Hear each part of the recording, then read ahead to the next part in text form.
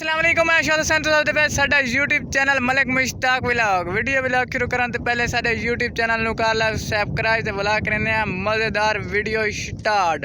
माशाल्लाह साडे थल दा माहौल चेक करे पहले नंबर ते व्लॉग करने वीडियो स्टार्ट खूबसूरत और नई वीडियो खूबसूरत माहौल चेक करें, बहुत ज़बरदस्त माहौल है माशाल्लाह। चेक करें माहौल का नज़ारा, आसमान तो चेक करें बादल वदन ते पता नहीं थोड़ी को सूरज आफ्ताब होने वाला है तो माशाल्लाह तुम वेख लो। पहले नंबर ते मौसम ते भला हुण करने खूबसूरत वीडियो स्टार्ट। माशाल्लाह पिछले देखो रेत टिब्बे नज़र किवें आते पे थानू।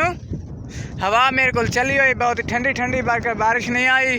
तो पहले नंबर ते थोड़े नाल गल करनी कि भाई जान जड़े पहले नंबर तो थोड़े नाल एक बड़ी ज़रूरी गल करनी भाईजान जड़े नहीं सपोर्ट कर रहे मैनू उन्होंने बड़ी मेहरबानी हो सी, क्योंकि साढ़े मेरी वीडियो तो का व्यूज़ नहीं आते। तुसी वहीं चेक करना है तो मुकम्मल वीडियो ਨੂੰ वाच करना है, लाइक भी करना है तो चैनल ਨੂੰ सब्सक्राइब जरूर करना है। तो 3 मिनटां दी 2 मिनटां दी वीडियो होंदी है तो भाईजान थोड़े डेली बार वीडियो लेकर हाजिर होंगे हैं। तो माशाल्लाह तुसी सपोर्ट नहीं कर रहे, पता नहीं क्या मसला है। तुसी कमेंट में ज़रूर दस छुड़िया है तो सपोर्ट ज़रूर अज करने, मुकम्मल वीडियो वाच करनी है तो सपोर्ट इस वीडियो ज़रूर तुसी करनी है।